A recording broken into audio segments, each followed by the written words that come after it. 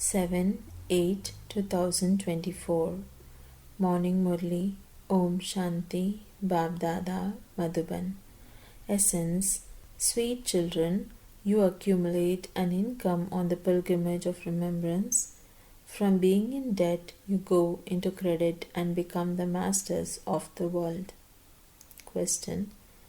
What is the meaning of the company of the truth takes your boat across and the company of falsehood sinks your boat? Answer. When you children receive the company of the truth, that is the Father's company, your stage ascends. The company of Ravan is bad company. When you take the company of Ravan, you fall, that is, he sinks your boat, whereas the Father takes you across.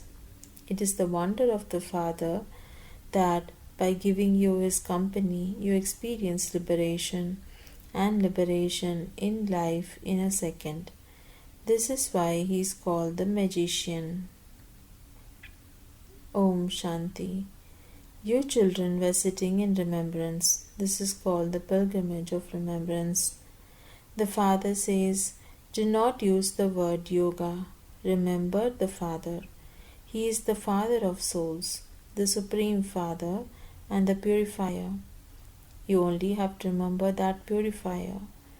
The Father says, renounce all your bodily relations and remember the one Father. It is said that when you die, the world is dead for you. Do not remember your bodily relations, etc., or the bodies you use. Only remember the one Father, and your sins will be burnt away. You have been sinful souls for many births. This is a world of sinful souls. The golden age is a world of charitable souls. How can you now cut away all your sins and accumulate charity? Only by having remembrance of the Father will that be accumulated. The mind and the intellect are in the soul. Therefore, you souls have to remember Baba with your intellects. The Father says, forget everyone else, all your friends and relatives. They all cause each other's sorrow. The first sin they commit is that they use the sword of lust. What is the second sin they commit? The Father who grants everyone salvation, the one who gives your children unlimited happiness, that is the one who makes you into the masters of heaven. They call him omnipresent. This is a school, and you have come here in order to study. Lakshmi and Narayan are your aim and objective. No one else can say this. You know that you now have to become pure and become the masters of the pure world. It was exactly 5,000 years ago when we became the masters of the world. The deities were the masters of the world. It is such a high status. Surely it was the Father who made you become like that. The Father is called the Supreme Soul. His original name is Shiva. Later, they gave him many names. For example, there is a temple in Bombay to the Lord of Thorns, Babulnath Temple. That is, he is the one who changes the forest of thorns into the garden of flowers. In fact, he only has one real name, Shiva. Even when he enters this one, his name is still Shiva. You must not remember this Brahma. He is a bodily being. You have to remember the bodiless one. Your souls have become impure. You have to be purified. It is said, great soul and sinful soul. Great Supreme Soul is never said. No one else can call himself the Supreme Soul or Ishwar, God. It is said that a great soul is a pure soul. Sannyasis renounce everything. This is why they are called pure souls. The Fathers explain that they too take rebirth. Bodily beings definitely have to take rebirth. They take birth through vice. Then when they grow older, they take up renunciation. Deities do not do that. They are ever pure. The Father is now changing you from devils into deities. It is by imbibing divine virtues that you will become those who belong to the deity community. The deity community lives in the golden age, whereas the devilish community lives in the iron age. It is now the confluence age. You have now found the Father, he says. You definitely now have to belong to the deity community once again. You have come here in order to belong to the deity community. Those of the deity community have limitless happiness. This world is called violent. Deities are non-violent. The Father says, sweetest spiritual children, remember the Father. All of your gurus are also bodily beings. You souls now have to remember the Father, the Supreme Soul. You will receive happiness when you become charitable souls. You become sinful souls while taking 84 births. You are now accumulating charity. You finish committing sins with the power of yoga. It is by going on this pilgrimage of remembrance that you become the masters of the world. You certainly were the masters of the world. Where did you go then? The Father tells you this as well. You took 84 births and became master of the world, part of the Sun dynasty and then the Moon dynasty. It is said that God gives the fruit of your devotion. No bodily being can be called God. He is incorporeal Shiva. People celebrate the birth of Shiva, and so he must surely have come. However, he says, I do not take birth in the way that you do. I have to take a body on loan. I do not have a body of my own. If I did, it would have a name. The name Brahma belongs to this one. It was when this one took up pronunciation that he was given the name Brahma. You are Brahma Kumars and Kumaris. Otherwise, where did Brahma come from? Brahma is the son of Shiva. Shiv Baba enters his son Brahma and gives you this knowledge. Brahma, Vishnu and Shankar are his children. All the children of the incorporeal Father are also incorporeal. Souls come down and adopt bodies to play their parts. The Father says, I come in order to purify the impure. I take this body on loan. It is God Shiva who speaks. Shri Krishna cannot be called God. There is only one God. The praise of Shri Krishna is totally separate. The first number deities are Radhe and Krishna, and after their marriage, they then become Lakshmi and Narayan. However, no one knows this. No one knows about Radhe and Krishna or where they go. Radhe and Krishna become Lakshmi and Narayan after their marriage. Each is a child of a separate emperor. There is no trace of impurity there because Ravan in the form of vice does not exist there. It is the kingdom of Rama, God. Now the Father says to you souls, remember me and your sins will be cut away. You were Sato Pradhan and you have now become Tamo Pradhan. You have gone into loss and so you now have to accumulate. God is also called the businessman. Very few are able to do business with him. He is also called the magician. The wonder he performs is that he grants salvation to the whole world. He grants everyone liberation and liberation in life. This is an act, magic. Human beings cannot grant salvation to human beings.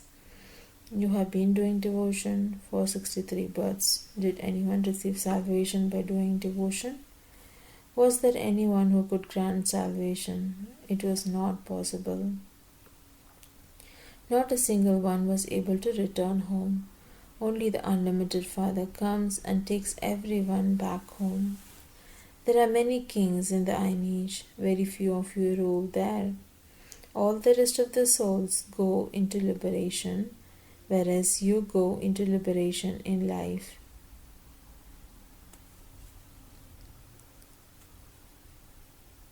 Via the land of liberation.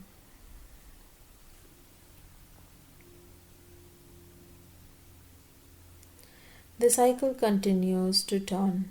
You souls have now been shown the cycle of the world, the creator and the beginning, middle and end of creation. It is you who become Narayan from ordinary human beings through this knowledge. Once the kingdom of deities has been established, there will be no need for this knowledge. God gives you devotees the fruit of your devotion, which is happiness for half a cycle, then sorrow begins in the kingdom of Ravan. You gradually continue to come down the ladder. When you are in the golden age, you have to come down the ladder with each day that passes. You become 16 celestial degrees full and then continue to come down the ladder. As each second ticks away, you continue to come down. Time continues to pass, and this is where you have reached. There too, time will continue to pass in the same way. We climb up the ladder instantly, then we climb down the ladder as slowly as allows. The Father says, I am the one who grants salvation to everyone. Human beings cannot grant salvation to human beings because they are born through vice and are therefore impure. In fact, only Sri Krishna can be called a true Mahatma, great soul. Those Mahatmas here take birth through vice and then take up renunciation, whereas there they are deities, and deities are always pure. They don't have any vices in them. That world is called a viceless world, whereas this world is called a vicious world, where there is no purity. Their behavior is very bad.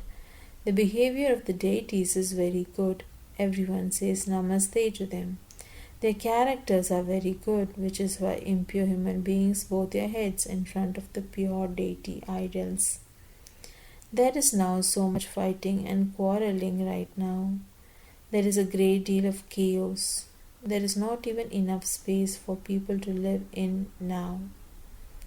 They want to reduce the population, but that task belongs to the Father alone. There are very few human beings in the golden age. All the bodies will be burnt and all the souls will return to their sweet home. Everyone definitely experiences punishment number-wise. Those who make full effort and become beads of the rosary of victory are liberated from punishment. The rosary is not only of one. The one who made them like that is represented by the flower tassel. Then there is the dual bead, which represents the household path. The rosary is of couples. There is no rosary of singles. There is no rosary of sannyasis. They belong to the path of isolation. They cannot give this knowledge to those on the household path. Their renunciation for becoming pure is limited. They are Hatha yogis, whereas this is Raja Yoga. The Father is teaching you Raja Yoga to enable you to claim a kingdom. The Father comes every 5,000 years. You rule in happiness for half a cycle, and you then gradually become unhappy in the kingdom of Ravan. This is called a play of happiness and sorrow. You Pandavas are made victorious. You are now guides. You lead others on the pilgrimage of returning home. Human beings have been going on those pilgrimages for birth after birth. Your pilgrimage is now that of returning home. The Father comes and shows everyone the path to liberation and liberation in life. You will go into liberation in life, and all the rest will go into liberation. After the cries of distress, there will be the cries of victory. It is now the end of the Iron Age. Many calamities are to come. At that time, you will not be able to stay on the pilgrimage of remembrance, because there will be a great deal of chaos. Therefore, the Father says, continue to increase your pilgrimage of remembrance now, so that your sins can be burnt away and you can accumulate for yourself. At least become Sadopradhan. The Father says, I come at the auspicious confluence age of every cycle. This is the very small age of Brahmins. The top knot is the symbol of you Brahmins. You become Brahmins, deities, warriors, merchants, and then Shudras. This cycle continues to turn. The clan of you Brahmins is very small. The Father comes during the short age to teach you. You are his children and his students as well as his followers. You all belong to the One. There is no human being who could be the father or the teacher to give you these teachings, to give you this knowledge of the beginning, middle, and end of the world, or the one who takes you back with him.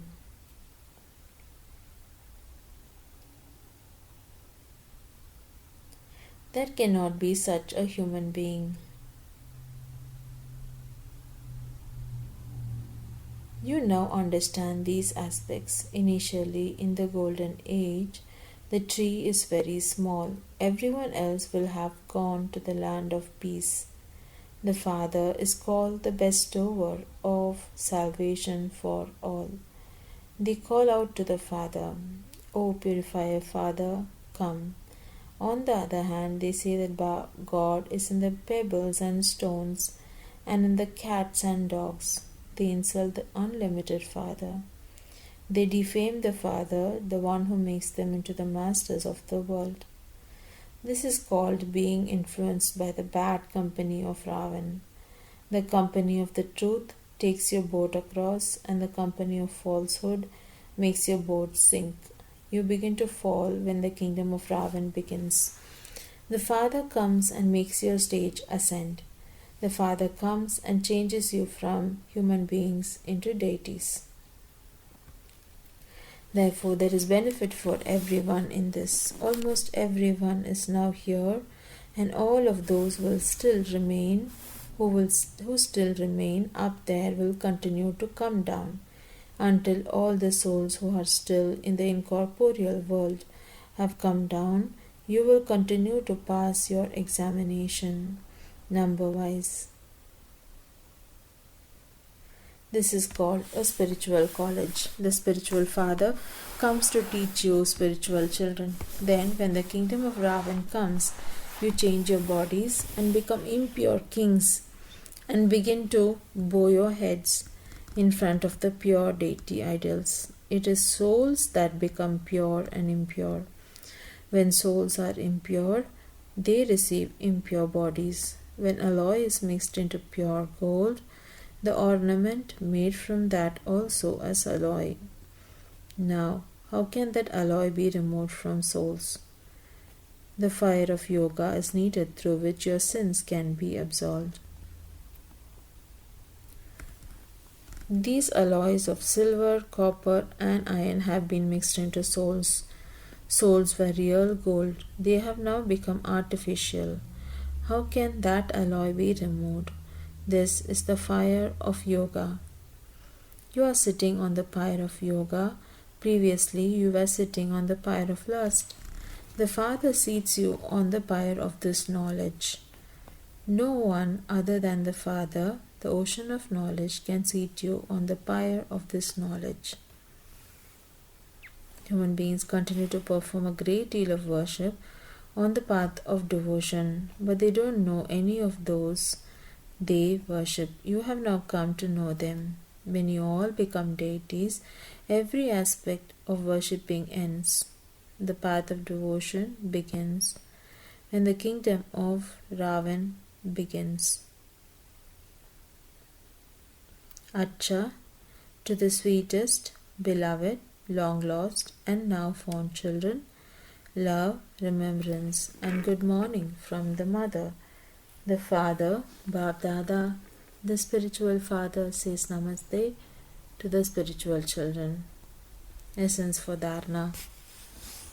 In order to be freed from punishment, make effort to become a bead of the rosary of victory, become a spiritual guide, and lead everyone on the pilgrimage to the land of peace. 2. Become free from all sin by gradually increasing your pilgrimage of remembrance. Make your soul real gold with the fire of yoga and become Satopradhan. Blessing.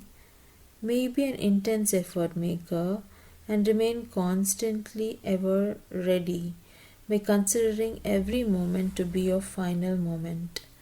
There is no guarantee about your final moment, and so you must consider every moment to be your final moment and remain ever ready. To be ever ready means to be an intense effort maker. Do not think that destruction will still take some time and that you will be ready by then. No, every moment can be the final moment. And so, when you remain constantly free from attachment, free from sinful and wasteful thoughts, you will then be said to be ever ready. No matter what task still remains, let your stage remain constantly beyond, and whatever happens will then be good. Slogan: to take the law into your own hands is to have a trace of anger. Om Shanti.